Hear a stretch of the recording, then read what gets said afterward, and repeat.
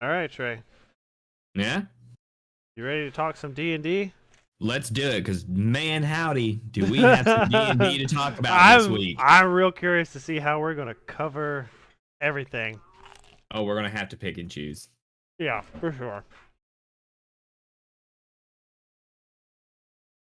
I like how we started streaming and I just shoved a taquito in my mouth, so... Yeah, let's talk D&D. Mic off. Mic feedback off. Suddenly we're a mukbang ASMR show all over again.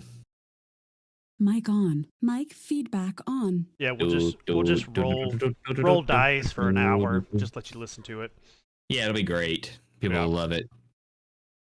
All right, well, welcome, one and all, to the...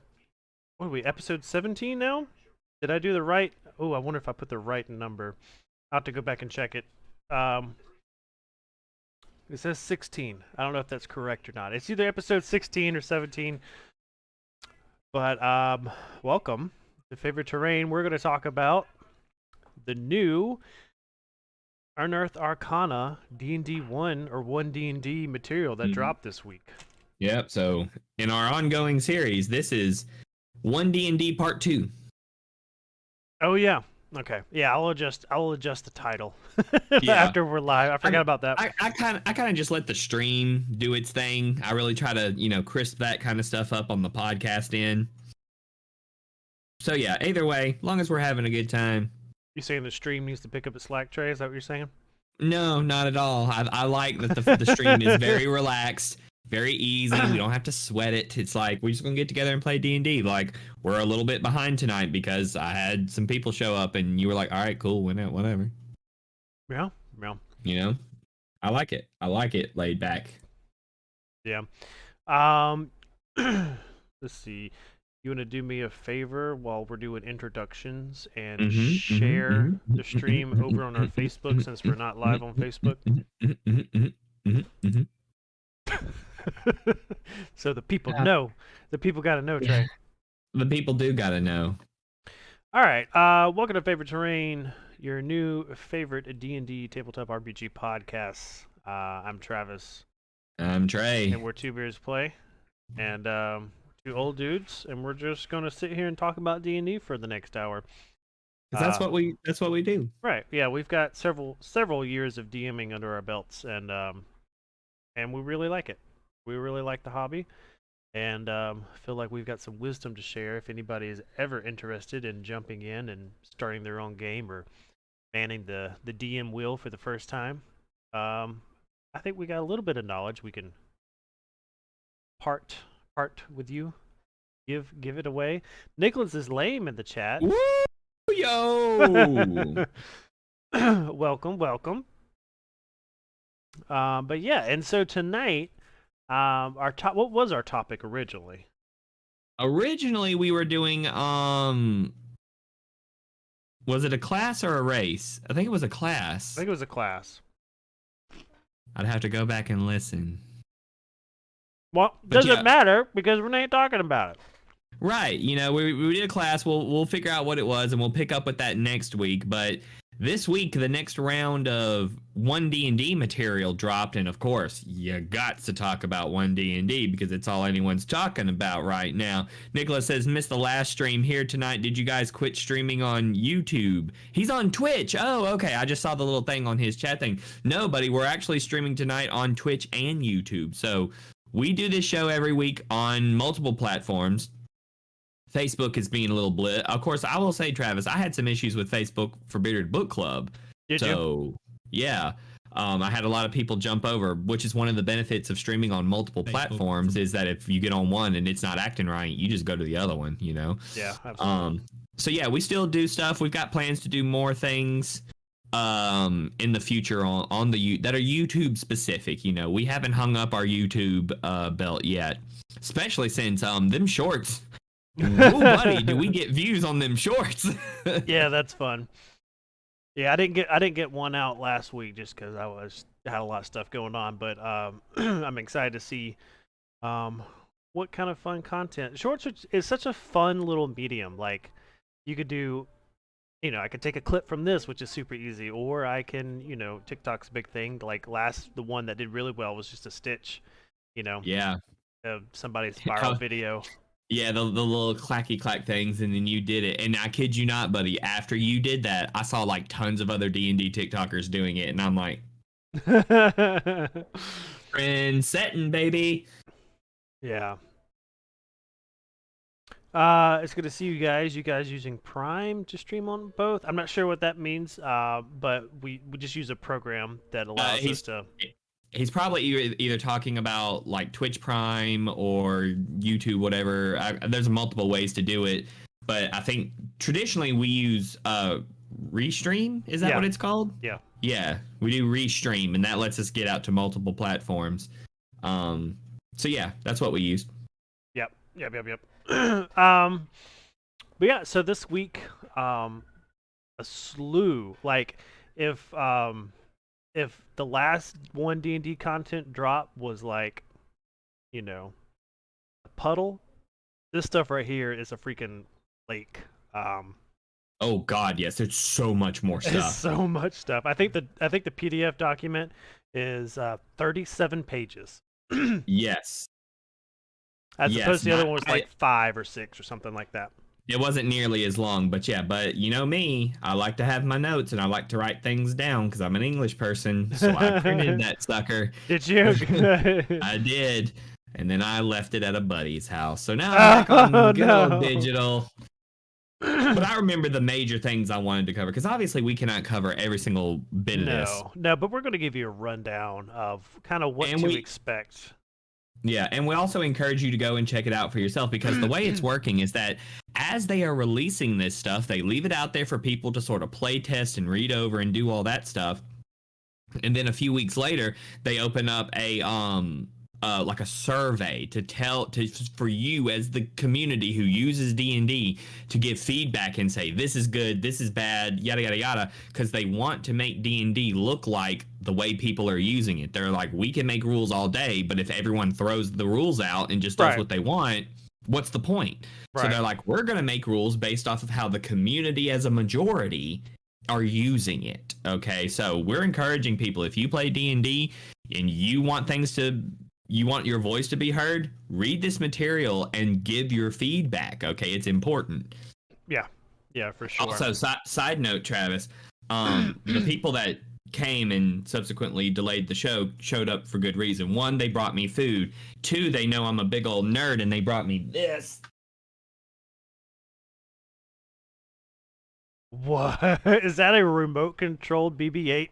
Yes, they brought me a 2-scale BB-8. That's fantastic.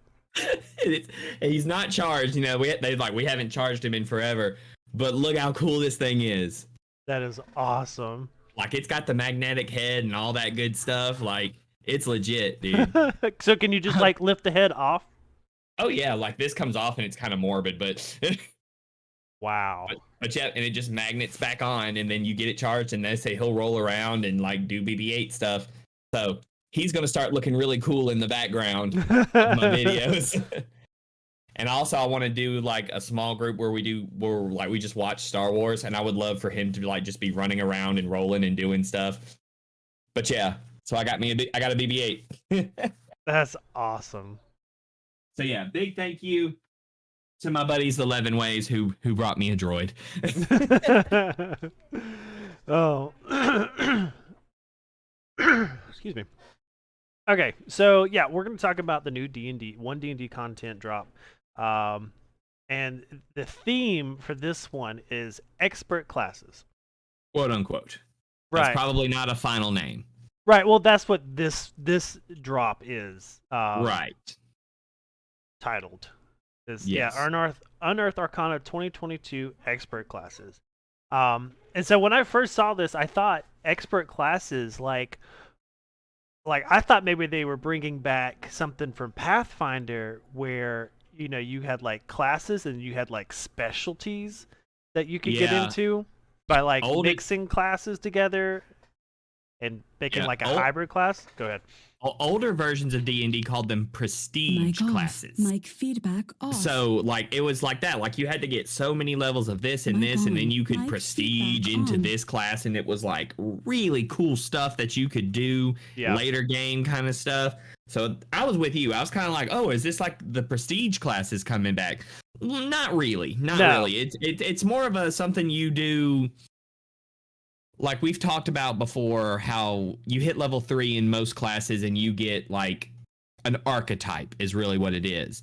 But they're readjusting some things that kind of make it a little bit better, in my opinion. So Yeah. So they highlight 3 specific ones: the Ranger, the Rogue, and the Bard. And that's what we're kind of going to be looking at tonight. Yeah, and so the title expert class is more of a category, because in the, and I'll go ahead and switch over here to my screen share thing. It's a class group, okay, and so they're starting to divide these into groups. So you have the expert classes, which we're talking about tonight, the Bard, the Rogue, and the Ranger. But if you look here, there's the Mage group, which is a Sorcerer, Warlock, and Wizard. The Priest group, Cleric, Druid, and Paladin, and then the Warriors, which is the Barbarian, the Fighter, and the Monk. And outside, well, and with this, if you really want to like learn and like research, they got the PDF on the D&D Beyond website, but they also on YouTube uploaded videos that go along with all the new content. And in the videos, they talked about the only real purpose of these class groups is for feats, because feats will have prerequisites that you need to be able to take them. So some feats will only be available to expert classes or mage classes or priest, so forth and so on. And so that's where that comes into. Outside of that, you really won't have any effect on gameplay when it comes to what group you're in, other than feats. But for experts, you have the Bard, the Ranger, and the Rogue. And it says also down here is the Artificer. If I'm saying that right, I hear it pronounced like five different ways. Is also an expert class, but he will not be in the player's handbook, which is where all this Unearthed Arcana stuff is coming from. That's the whole goal of all of this stuff, is to get a new version of the player's handbook out in like a couple of years. Right. And the Artificer came from Tasha's Cauldron of Everything, so it's an expanded class. I'm sure they'll eventually get to that, but not right now. Yeah. So, one of the cool things I like in the first page of the PDF, and this little gray box here that I'm looking at, it says, "What's ahead in the 1 D&D playtest?" So this is not just talking about this PDF, but this is talking about like 1 D&D as a whole in the playtest. Yes. So, and there's some cool stuff on here that I'm excited about. So revised versions of every class from the 2014 Player's Handbook, 48 subclasses, including the subclasses in this article, which we have one for each class, new and revised spells, new and revised feats, new weapon options for certain classes. I'm curious to see what that would be. New system for creating a home base for your characters. I'm very interested in that. Very interested. That sounds really cool. Revised encounter building rules. That also sounds really good, because the encounter building mechanism they have right now is broken. It does not work. It does not work. It totally doesn't work. No. And new and revised monsters. As the playtest progresses, you will also see new versions of some things that you provided feedback on earlier in the playtest. So going back to that survey that you can do once this has been out for a while. Yeah, and so then it just hops into what makes up a class. So, and then it goes into the Bard. Yeah.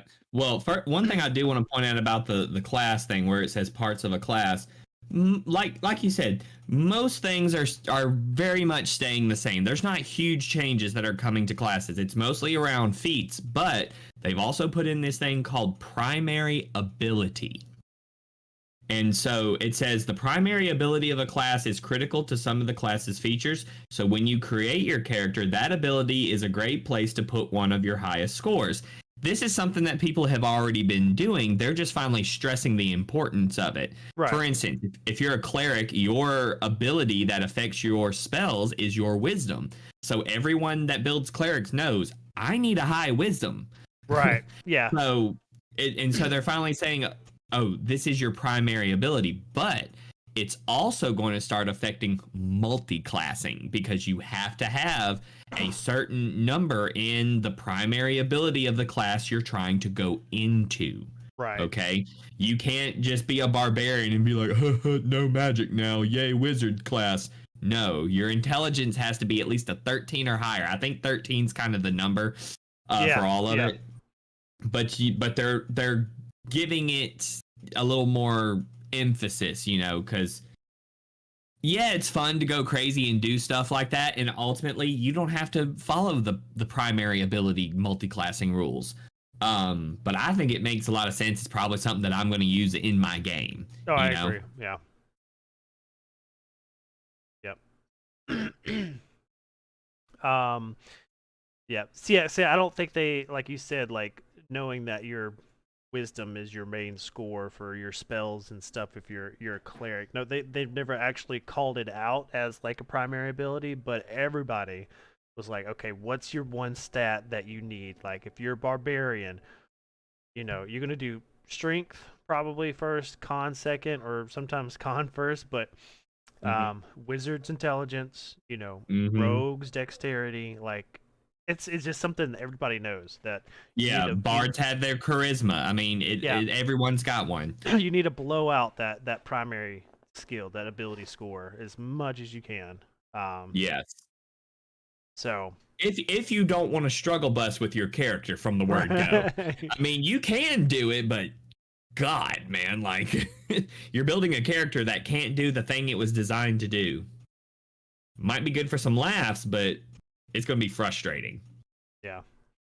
So in the PDF, if there's anything underlined, like here, armor training is underlined, that means in the rules thing at the very end where they just basically have words and definitions, that's where you can find that.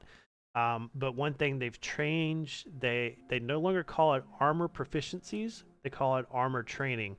Because armor proficiency was the only thing in the game that you didn't benefit from your proficiency bonus. So it was a little misleading. So now they call it armor training. And aggravating. Yeah. But the armor training is good. On that page you're on, Travis, the 3 class highlights, it says, here are 3 highlights in this article. All 3 classes have new features, and we'll kind of hit the highlights on those. When a class offers a decision, a suggested choice is usually presented, usually at lower levels. This makes it easier to create characters quickly. They're trying to streamline the creation process so that it's not... That's why so many people don't get into D&D, I think, because you start explaining how you make a character and everyone's like, oh my God. Well, that, and a lot of people stray away from spellcasters too for that reason, because it's complicated. Yeah, and I think from what I understood in the videos, because in this PDF, there's a whole bunch of spells, because the ranger... One of the new things for the rangers getting cantrips and spells from like the get-go, where previously it didn't get cantrips, and I think you got spells at like level 3. But so they got a list of the new spell categories, which is what, primal, divine, and arcane, I believe. Arcane, yes. I think those are the 3 schools of magic. Well, I don't want to say schools because there are schools of magic, but those are the 3 types of spells. Yeah, or the 3 sources of magic, really. But so they have streamlined. Like I think it'll actually show you in the Rangers section that it's like, hey, level 1 Ranger, we recommend these spells. It makes it super easy. And another thing I think they're doing with all spellcasters across the board, I'm not sure about wizards. They didn't say anything about wizards because I know wizards are a little bit different, but all caster classes now will be able to redo their spells after a long rest. which I think is Yes. fantastic. And honestly, the way most people play D&D. True, and that's a lot of what the changes are in this One Earth Arcana. It's just like, you guys are doing this anyway. We're just gonna go ahead and make it official rules because Yeah. and their justification behind it is you have different scenarios. There's a lot of utility spells that don't get used because people who can't reset their spells after a long rest are like, I'm just gonna take these damage spells because I know they'll be useful. But if you know that the next session is going to be all social, all shopping, all like in a town somewhere, and you can reset your spells every 24 hours, it's going to make it a lot more appealing to take these utility spells like, hey, I'm going to be out and about town. I don't need Fireball. You know, Right. I might need Charm Person or some of these other spells that are a little bit more Get you social. some guidance for your buddies, you know? Right. I mean, doing what you need to do. Which they've changed the guidance completely. I don't know if you saw Yes. that. Oh yeah, I did see that. That's one of the things I want to talk about. I'm like, oh, that's different. That's way different. Yeah. And then also the last of the highlights says each class's old 20th level feature has been moved to 18th level, opening up 20th level for epic boons. And I want to talk about that because I always felt like with 5th edition, the 20th level stuff doesn't feel that epic. You know, like I'm basically a walking demigod. Why am I just getting a little better at the thing I've been doing all along? So I'll talk about that in a little bit. Mad Hattress said, "Sir, you always need Fireball." What's that mean to say? I didn't ask how big the room was. I said I cast Fireball. Oh, yeah, okay. I don't want to hear anything out of you, Mad Hattress. I know who you are, and I'm not taking any sass right now. That was very aggressive there, Travis. That's somebody I'm in a game with right now, and somebody who yeah. was in my 2-year game. Ooh. Who played a wizard, and there were many fireballs throughout there. So, yeah. So, yeah. You want to talk about bards? Talk about bards, and let's talk about about bards. I just want to jump straight to what I think the biggest change is, and that's the Bardic Inspiration. Yes. So, it's a cornerstone of playing a bard. Right. And so, normally, and correct me if I'm wrong, Travis, what my understanding is, normally old school D&D Bardic Inspiration was, hey, I'm going to inspire you. You now get a D6 if you want to use it on your next whatever. Okay. And kind of like inspiration, people would sit on that, like, I'm going to wait, I'm going to hold on to it, maybe, I don't know. But now, and I love that this gives more control to the bard himself. Like, it's his ability, let him have some fun with it. The Bardic Inspiration is now a reaction. So if you're near somebody and they fail, you can be like, ding, ding, ding, ding, ding, ding, be inspired, you know? Yeah.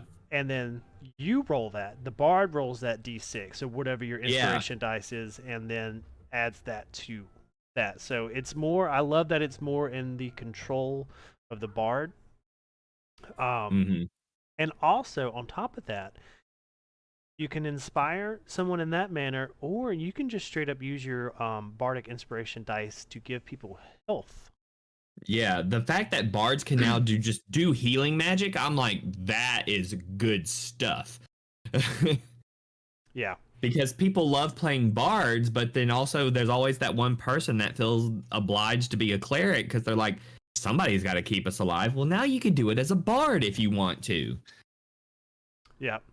But also, I think it's important that you always got to point out, like you said, you can do it as a reaction. If someone rolls it and the DM's like, no, that doesn't hit, or no, it fails, you don't get to hear how close they are to succeeding. It's just, I'm going to give them Bardic Inspiration, add, 5 to that. Does that change it? And then it's like, yes or no. Like, you don't have to know how close you are. Oh, yeah. You just throw it out there and hope it helps. Yeah, I think as a DM, I would definitely be like, it's a fail or a pass, and not give that information to the bard necessarily. Be like, do I want to use it? I don't know how close it was. Like, because they'll know, like, what the rogue rolled on a charisma check or whatever, but you don't know what the DC is, and so you just kind of have to go with it.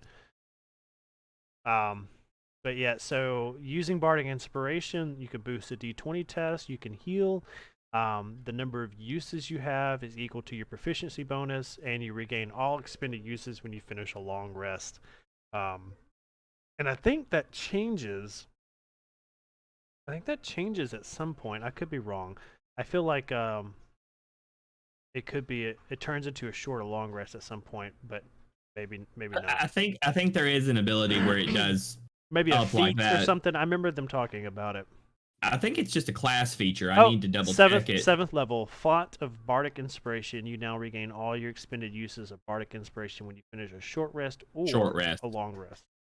Right. So it does that, and of course your Bardic die goes up every 4 levels or so. It goes to a D8, D10, D12, and that's where it caps, is at a D12. Yeah. Yeah. But yeah, I like that you can use it to boost any D20 test. It doesn't say it has to be one thing or another. It says a D20 test. Ooh. So anytime you roll the D20, you could throw a Bardic Inspiration at it. Yeah. It doesn't say it's only for skill checks or attacks or anything like that. If you roll a D20, you can throw that Bardic Inspiration on it. And then, of course, like you said, the heal. And it's just a creature within 60 feet of you. Yeah.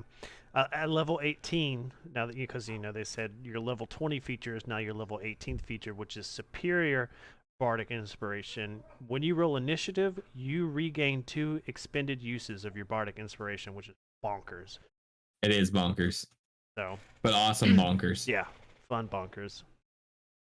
And then, did you want to talk about epic boons? You mentioned I did want to talk about epic boons because it's a very underutilized thing. Also, not a lot of campaigns get up there. You don't get to level 20. We talk about how rare it actually is. You're the only person I know personally that has pulled it off. But a couple of things here. The epic boons are like these. They're basically feats, but they do crazy cool stuff. Like, these are not your average feats. So, like, I've got it pulled up on DNDBeyond.com, not a sponsor, but they should be. And so there's a whole bunch of these different types of boons. And, what's the one that the bard gets, it says? Ooh, You click away from it, boon. It just says epic boon, but it is a specific one. Yeah, let me see if I can... Oh, yeah, the epic boon of luck or another epic boon of your choice. So, just to give you an idea here, the boon of luck is you can add a D10 roll to any ability check, attack roll, or saving throw you make. Once you use this boon, you can't use it again until you finish a short rest. Not a long rest, a short rest. Just chuck a D10 on whatever you want. Yeah. And we all know that short rest, there's a lot of blurred lines with what constitutes a short rest. If you're just traveling and you're not doing anything strenuous, that could qualify as a short rest. Yeah. I mean, what is it, an hour? Yes, it's an hour. Yeah. Yeah, if you get an hour of downtime, yeah, I mean... An in-game hour. Heck, you could say you get a short rest walking around shopping because you're not doing anything strenuous. So, yeah, these epic boons are really awesome, and I recommend DMs look into them. They're in the core rule book, the player's guide, or is this where am I at? Am I in the Dungeon Master's Guide? Yeah, they're in the Dungeon Master's Guide. Just search or find epic boons. There's tons of them, and they are super cool. Another thing I wanted to point out is that it says at 19th level, your bard gets a feat. And if you notice, they say that you get a feat at 4th, 8th, 12th, 16th, and 19th. Travis, what do we normally do at those levels? Ability score increase? Exactly. Ability score increase is now a feat. Yeah. I mean, I was like, oh, makes so much sense and it's so cool. You know, like, and maybe technically it's always been a feat, but it's always just Right. been presented as sort of like a feature. Like, oh, this is when you could, because the official 5th edition rules were at these certain points, you can increase your ability stats by 2. One can go up by 2, or 2 can go up by 1, or you can forego that and take a feat. Now they're just calling it a feat. Right. So they're like, So oh, functionally, everything's the same. We're just changing yes. what we call it because basically it's what it's been the whole time. Exactly. So they're finally clarifying on that. But also, if you've looked through the feats, a lot of those feats give ability stat increases. Yes, not So as it's much as like your normal ability score increase, but it might be like this Right. ability score increases by 1 and you get this additional Exactly. So feature. if you plan your character out well enough, or look into your feats, and let's be honest here, if you know ahead of time, because normally you get a level up at the end of a session, do your DM a favor, players, level up before the next session. Think about it, look into it. Don't sit there and scramble and be like, oh crap, I forgot to level up. And then you just throw crap on there and you don't know what's going on, okay? Anyway, end soapbox on that. But if you look at these feats, you can get your ability stat bumps and get something else as well. So you're not getting gypped.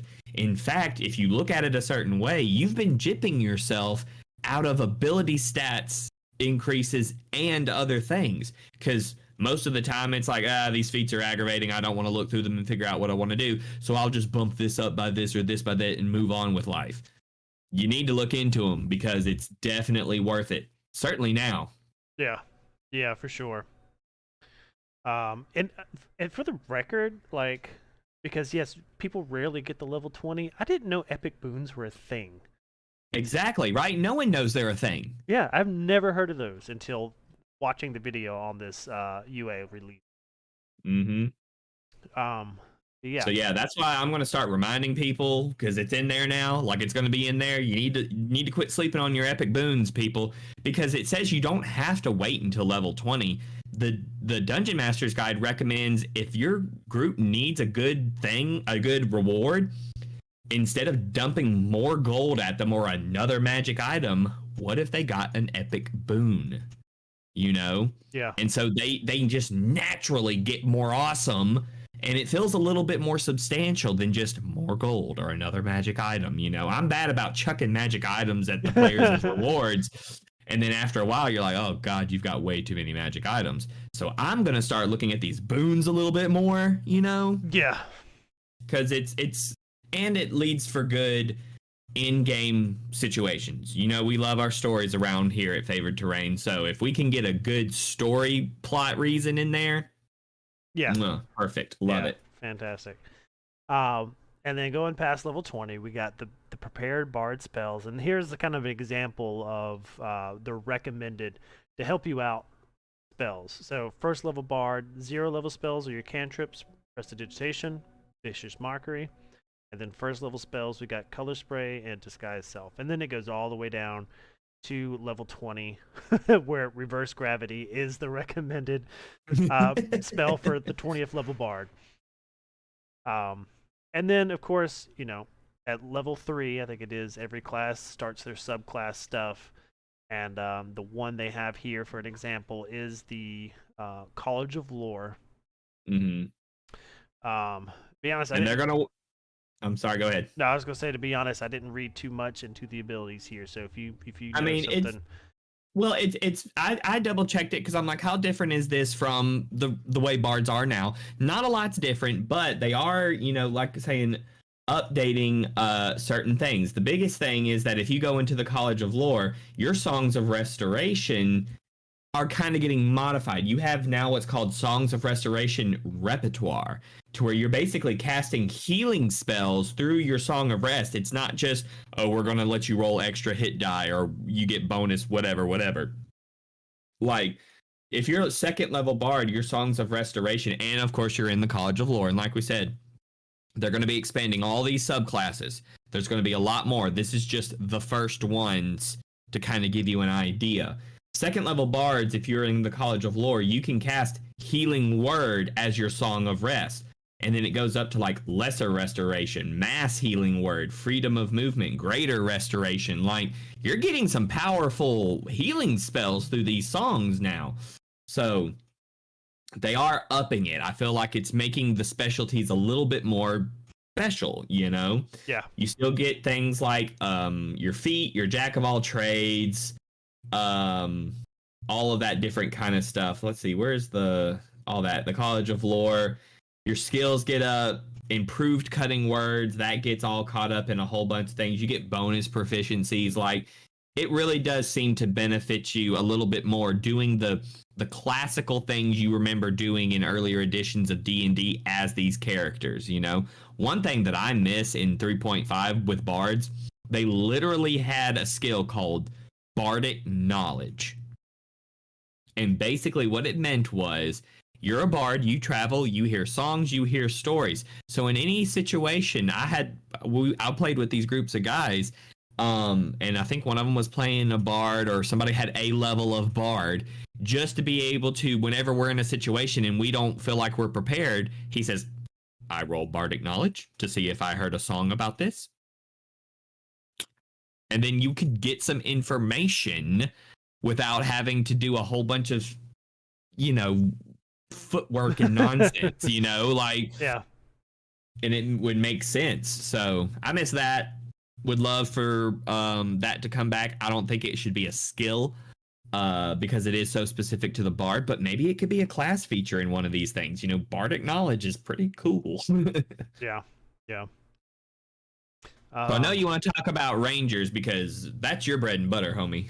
Well, yeah, it's got a near and dear spot to me. It was my first class ever playing D&D. Well, I guess Pathfinder, but yeah, no, it's they've got some good changes like we talked about earlier. At level 1, you get spellcasting and you get cantrips, which are a huge deal because cantrips are always available. You're not using up spell slots.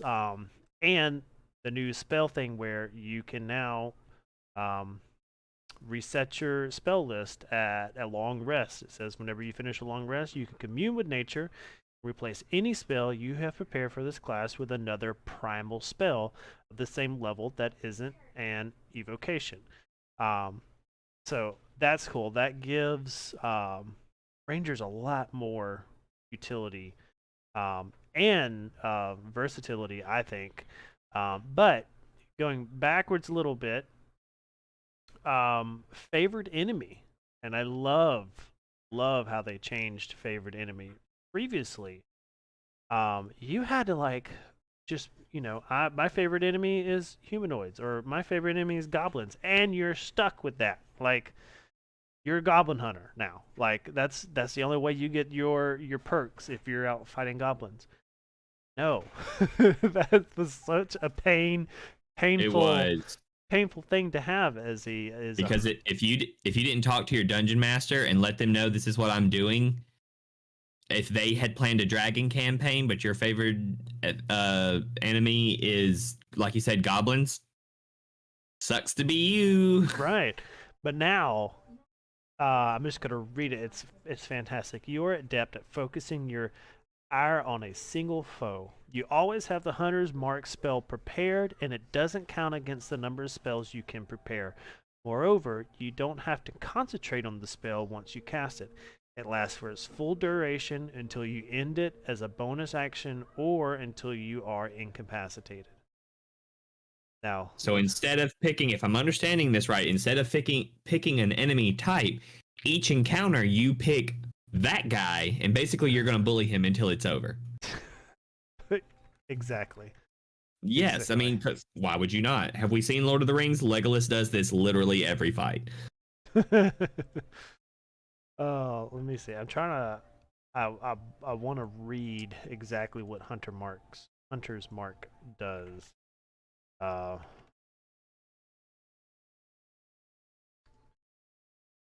coming up for whatever reason. Here we go. Hunter's Mark. Okay, first level divination, bonus action. Now some of these are changed obviously because oh yeah, and it does not use your bonus action. Like, you just get to use it. And so Yeah. I think that frees up your bonus action still. You choose a creature you see within range and mystically mark it as your quarry. Until the spell ends, you deal an extra 1d6 damage to the target whenever you hit it with a weapon attack, and you have advantage on any wisdom, perception, survival checks you may make to find it. If the target drops to 0 hit points before the spell ends, you can use a bonus action as a subsequent turn of yours to mark a new creature. So, I'm just saying, this, having this, like, you go into combat, you mark something, like, you are built to hunt. Like, the hunter needed this, the ranger needed this to be able to, like, set apart from, I feel like, other classes. Yeah. Animal companions are still garbage, but hey, one step at a time. Well, they're not in this UA yet. So. Yeah, I know. I'm being unfair. I was having a conversation with somebody about this. Actually, Mad Hattress there in the chat, and I was like, man, I was really hoping they would say something about animal companions because I don't know. I just love the idea of animal companions. And I said to her, I was like, it'd be really cool is if they make animal companions its own kind of like sub system. Yeah. Basically, like, hey, if you want an animal companion, here are the rules for it. No matter what your class is, whatever. Anyway, I think that'd be cool. I don't think there's any real reason to have it just to hunters or rangers or whatever. Mm-hmm. But I don't know. We'll see. We'll see. That's Yeah. just I agree with you. It could have its own thing because what is a familiar except an animal companion? I mean, there's magic involved, but there's magic involved with animal companions. So I'm like, anytime a creature is involved that follows you around, that's an animal companion. Let's be real. Yeah. So, me though. Yep. And I'm just kind of skimming over all the different abilities, but the spell casting and the hunter's mark are the two biggest changes for the ranger. And I mean, both of those are huge. So, it's your fighting style at 2nd level, your feats at every 4th level thing. You get an extra attack at 5th level. 7th level, your speed increases by 10. You also have a climb speed and a swim speed equal to your speed. I don't know if that's new or not, but that's just to say you have a climb speed and a swim speed. That makes you very, very versatile. Oh yeah. You gain expertise in 2 of your skills. Yeah, and that goes back to this being in the expert category of you want your ranger to just be good at a lot of stuff. I mean, you think about what a ranger does. I mean, come on, man. Oh, I don't know if this is new or not, but I remember them talking about this. Level 13, you get Nature's Veil. Oh yeah, this is cool. Yeah, you invoke spirits of nature to magically hide yourself from view. As a bonus action, you can expend a spell slot and become invisible until the end of your next turn. It's pretty awesome. Oh yeah. I'm wondering how that looks for flavor reasons when you're in a dungeon. Like, I'm sure it's just I go into the shadows, yada, yada, yada. It makes sense if you're out in the wilderness because it's like I'm used to hiding in the wilderness. Yeah. But if you're in the middle of town, it's like, where the heck the ranger go? Oh, he's that guy with the bucket on his head over there. Just ignore him. Yeah, yeah. But the hunter stuff is really, really cool for the subclass. Yeah. Like the hunter's prey, it says when you hit a creature, as part of your attack action, yada yada yada, you deal an extra D8 of damage if the target is missing any of its hit points, and you can deal this extra damage once per turn. Yes. So you're just dumping, like I said earlier, you pick one guy and you're the one I'm bullying until you die. You know, and then it's just an extra D8 for the sake of I'll already hit that guy, so he's just gonna bleed out a little bit more. At 6th level for the hunter, you get Hunter's Lore. You can call the forces of nature to reveal certain strengths and weaknesses of your prey.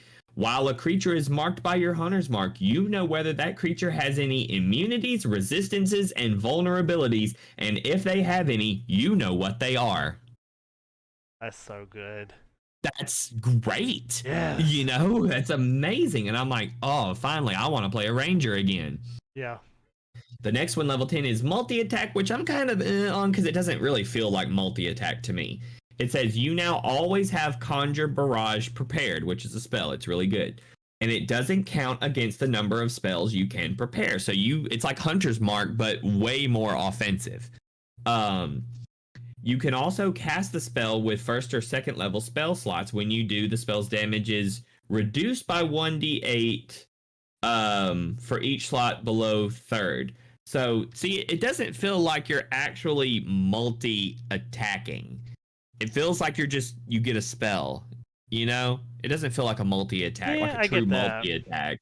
I get But that. it's still not bad. No.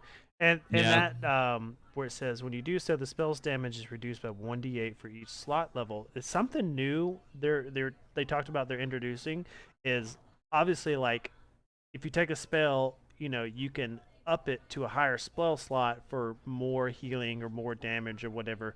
But now they want to be able to offer, hey, this is an 8th level spell, but if you bring it down a few spell slots, you know, you're not going to use that 8th level spell slot, and it does less damage. You may not need like the full-on damage or whatever. That's true.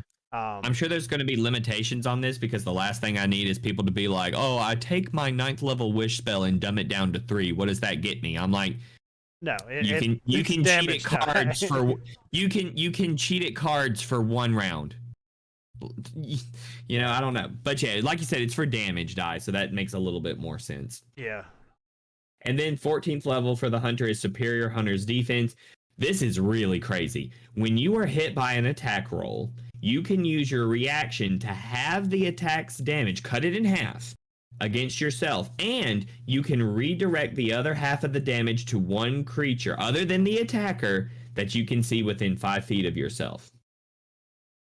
And at 14th level, that potentially could be a lot of damage. Yes, it can. Notice it also doesn't say how many times a day you can do this. No, it's a reaction. So once, you know, the round resets and you got your reaction back, you could do that over. So you effectively get damage reduction when you hit 14th level rogue as a hunter. Yeah. What's the fighter's ability that you can roll like a superior die or something and be like, whatever the die roll is, that's how much damage I take away from. Yeah. I forget what it's called. I think you're on to that, but for a ranger to just be like half of it's gone and it goes into that guy. Whoa, okay. So it really does feel like a ranger, you know? Because that's what I imagine in my head, rangers doing this kind of stuff. Yeah. And just keep in mind, like, I get so excited thinking about There's your answer in chat. 3 subclasses. What is it? Battlemaster Repost, I believe is what it's called. Lets you roll superiority die to reduce damage by the die's result. Yeah. And Nicholas is lame. Still here, just working. That's why I'm not responding. Thank you guys for hanging out, lurking in chat, and thanks for the feedback, Matt Hattress. But this is just one subclass for each of these levels. They're gonna have 48 subclasses in total when this stuff drops, and like the variety of what you can do as a ranger is like, I'm just excited for the potential of all the other subclasses that they're gonna revamp like this. Yeah. All right, and then we got rogue.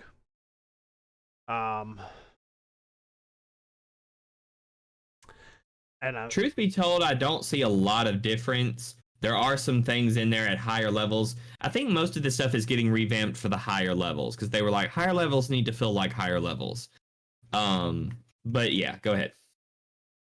Yeah, I'm trying to think because I remember their theme for the rogue in the videos they were talking about, we want the rogue to break the rules, like the actual D&D rules. We want the rogue to do things that no other class can do because they're against the rule.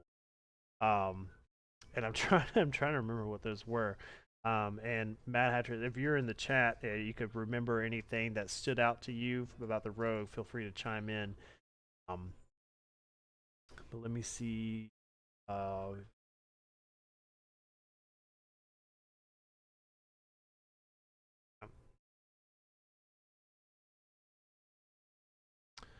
Like I'm trying to. I don't play a lot of rogues, but I have people who do play rogues, so I'm trying to like see if anything is sticking out. Matt Hatcher said they talked about the thief being able to use dex for jump distance rather than strength. Okay, that makes sense. yeah. Because their primary thing is dex, not strength. She also says as one of the ways the thief cheats, quote unquote. Yeah. Uh, Subtle strikes when you attack. You know how to exploit a target's distraction. You have advantage on any attack roll that targets a creature that is within 5 feet of at least one of your allies who isn't incapacitated. So there's that. Yeah. You gain proficiency in wisdom and charisma saving throws later on. Oh, 17th level, elusive. You are so evasive that attackers rarely gain the upper hand against you. No attack roll has advantage against you while you aren't incapacitated. So if you are on your feet, no one gets advantage on attack rolls for you. Pretty awesome. That is pretty awesome. 18th level, Stroke of Luck. You have Uncanny Knack for succeeding where you need to. If you fail a d20, you can turn your roll into a 20. You have to finish a short or long rest. So it's not a natural 20. It's important to point that out. You can just up it to 20 and whatever it is what it is. Oh. I remember one thing. Yes, attunement. Thieves can attune to 4 magical items at once, which is another way they're breaking the rule. Let's see. And this is under the 10th level use magic device for the thief subclass. So the attunement rule is there. Charges whenever you use a magic item property that extends or expends charges, roll a d6. On a roll of 6, you use the property without expending the charge, which is really cool. So, using a wand or something, get free uses. Scrolls, I haven't read this, but let's see. You use any scroll that bears a cantrip or a first level spell, you can also try to use any spell scroll that contains a higher level spell, but you must first succeed on an intelligence check with a DC equal to 10 plus the spell level. On a successful check, you cast the spell from the scroll and you use the intelligence as a spellcasting ability for this casting. On a spell check, the scroll to. Okay, so Yeah, you can basically you get to have a knack for magic stuff. Yeah, which I like. I like the idea of it's like, here, give me this. Well, it feels like you do this, and boom, And at 14th level, you get a second bonus action. Yeah. Yeah, so that's the theme for the thief overall, or the rogue, the thief, whatever, is you get to break the rule. And I love that. I love how they're really focusing on every class to give it more uniqueness, and basically, I feel like I'm playing a rogue, not, I feel like I'm playing a fighter, though I'm really playing a ranger type. It has its own standout. Yeah. And then that's it. You get into feats, which there's a whole bunch of them in here. We've got 4th level feats and 20th level feats, I believe, are the only level feats in this this playtest. Yeah, there's a bunch of them. I highly recommend you look into using them if you're a dungeon master, because it's really cool. Like just right here, the epic boon of irresistible offense. You got a prerequisite. You got to be an expert or warrior group, but the damage you deal always ignores resistance. So you're just doing straight up damage. Yeah. Yeah, there was some stuff at the end I wanted to talk about. Yeah, I'm just kind of skimming through feats here, but yeah. And something to note with these playtest materials come out. Okay, here's the spell list. There They did note that several spells are now in a different school of magic. Yeah. I don't know why that matters, but just so you know. And they're all there. It's just name and level. There's no description of what the spell does or anything like that. So there's really no reason to go through all that. Okay, something to note though: the rules glossary at the very end. So as this playtest material comes out, whatever the most recent playtest material is the one that is the rules glossary. So like there's a rules glossary for the first material that came out. It's no longer relevant. This is the most updated rules glossary. And so whatever is the most recent release, that's the one you go by. So in here, I believe they took out a lot of the D20 critical stuff because not necessarily get rid of it for good, but that was a playtest for then. That's not necessarily a rule set for now. But we talked about armor training now. It's just called armor training. It's not armor proficiency. There's some new actions in here. Yeah, moving between attacks is the new action thing. I think is really cool. Like if you have extra attack and stuff like that, like you get more than one attack on your attack action, you can run up, do your attack. If the DM says, "Oh, that guy goes down," but you haven't used all of your movement, you can use the rest of your movement, however much that is, to get to the next guy, and then your extra attack can go to that guy. So is that not something you could do previously? Well, I think the idea is if you are taking your attack action, you take all of your attack actions. Right. And I think it's the official rule, but so many people are like, well, that kind of sucks, so they would just be like, no, you can move and take your attack, So it's an official rule now, and I'm like, okay, that's really good. Because it really sucks as a DM, you've got your fighter, and he's like, all right, I do all these attacks, and they're doing all this math, and you're like, it died like 4 rolls ago. Like, it's like, I just get, They changed the bark skin spell. That's new.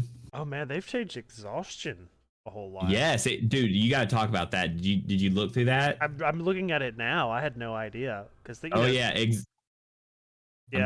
see. While you are subjected to the exhausted condition, known in older books as exhaustions, you experience the following effects. Level exhaustion. The condition is cumulative.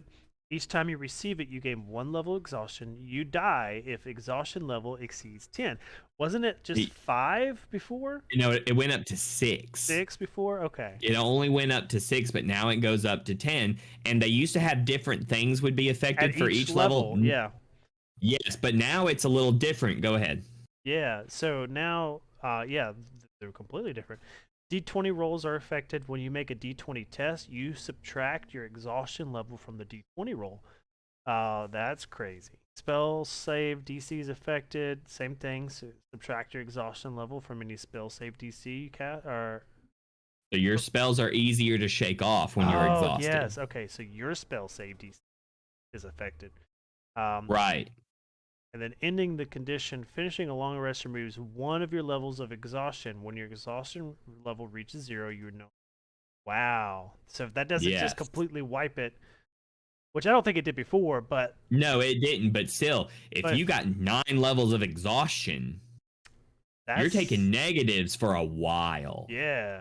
That's bonkers. Yeah, and I think it's something that as a dungeon master you can utilize a lot more easily now because like my character, my players, I'll give you an example. They're used to playing characters that don't have to sleep per se. So they'll just sort of take it for granted that they get long rests and stuff like that. I'm going to start letting them know, like, if they go too long without resting, they make a point to rest. I'm going to say, okay, you get a level of exhaustion. Or if they just exert their character beyond the logical limits of the person, I would be like, okay, that's a level of exhaustion, and just make them realize that you are above average with your characters, but you are not invincible, I think this is a great way to do it, especially since you have 10 levels to work with. It's not 6 and you die. Yeah. Yeah.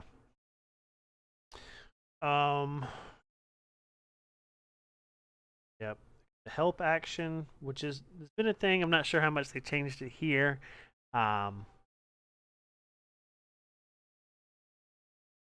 The hidden condition. Okay, so condition is new thing. Okay, there's a new hide action. Yeah. Which I think is, I guess, cool that they made it its own action. Yeah.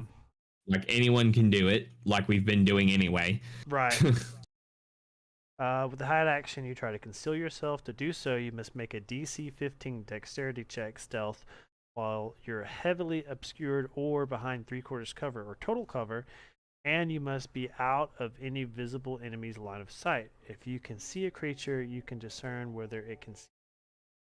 On a successful check, you are hidden. Make note of the character's total, which becomes the DC for a creature to find you with a. It's just hiding. That's basically the same. Yeah, it's hiding. Like I'm saying, that stuff we've been doing already. They're just putting words to it. Yeah. I think. And there are so many new actions now. Like influence is one. Yeah. It's basically a persuasion roll to get somebody to do something. Right. Magic is its own action now. And stuff like that. Jump action. Magic action. Yeah, let's see.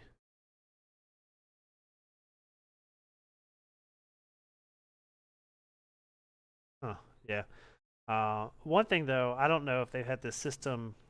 I've seen this system somewhere before, but with the influence action, it has to deal with changing the attitude or convincing somebody or something to do something for you, and you've got the 3 different states of attitude: the indifferent, the friendly, and hostile. And based off your interaction, you can change them from one mood to another. And they've got all these DC checks. So like an example, DC 10 for indifferent creature, the creature does as asked as long as no risk or sacrifice is involved. And so they got a DC 10 and a DC 20, so if you do like really well in the roll, a bit better of an outcome. I thought that was neat. Yeah. Of course, with long rest now, they say you can't benefit from more than 1 long rest in a 24-hour period. Hallelujah. Yeah, so there's no more sneaky naps in the middle of a dungeon every time you take some damage. And of course, you have to have at least 1 hit point. You're not going to just bounce back from being unconscious just because, you slept, quote unquote. Or if you do, I'm going to be like, oh, there's going to be some levels of exhaustion there, buddy. Yeah, short sword is now a simple weapon rather than a martial weapon.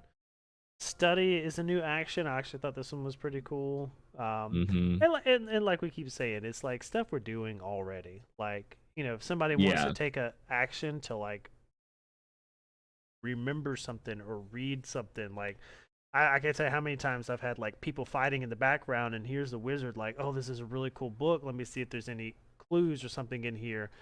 And they'll, or like, what kind of creature is this? Let me kind of remember or think about it. Yeah. And you have them make a nature roll or a history roll or whatever. So they're just putting titles on things now. Right. Putting words to things that the community is already doing. Which is good, because they said this is why we're doing this one D&D thing, is to get the community to say what D&D is. Yep. And that's the end of it. That's pretty much the nutshell of it. I think we hit the highlights on it. Yeah. In a little over an hour, so yeah, we're doing good. Yeah, I agree. Well, do we want to spin the wheel? And oh no, we've spun it last week, so yes, we just need to figure out what that topic is. Yeah, I don't remember. Yeah, I'm pretty sure it was a class. Yeah. All right. Well, to find out what we're talking about next week, come hang out with us next week. Yeah. All right. Well. Yeah, it just sort of ends without the wheel. It's just over. Yeah. Yeah. So yeah, thank you guys for hanging out with us. Don't forget to leave us some feedback. So if you're wherever you're at, if that's a follow or a like or a 5-star review or whatever, every little bit helps. And Mhm. if you're watching this after fact on YouTube, let us know what your favorite thing on this UA release down in the comments, so we can And talk about also in the comments, let us know how excited you are for the Oatmeal and Waltzer one shot. it. All 5-star excited. That's how excited I am. 5-star excited on Spotify. Yeah, yeah. Uh, yeah, that's gonna be great. It's gonna be so good. Yeah. So wherever you're at, go find us. We're on Spotify, YouTube, Twitch, TikTok. We have a Discord channel that's awesome. That's probably the best way to keep updated with us. And I think that's it. Go find us on Patreon. We've got some really cool tiers. And if you want us to talk about anything specific, that's the best way to do it. If you're a Patreon member and you suggest a topic, that topic jumps to the top of the list for us to discuss. So that's all I got. You got anything, Trey? No, you pretty much hit all the nails on all the heads. Yeah. All right. Well, until next time. Bye. Later.